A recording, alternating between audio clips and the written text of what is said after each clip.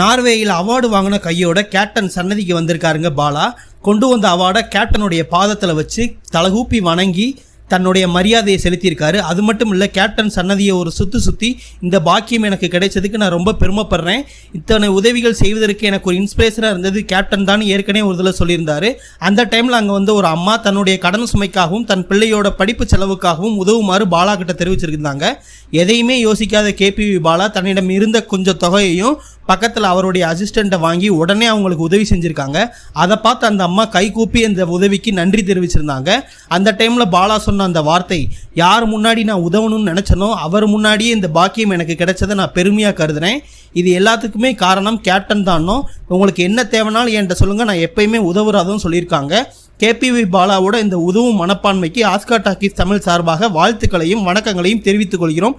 நன்றி, வணக்கம்.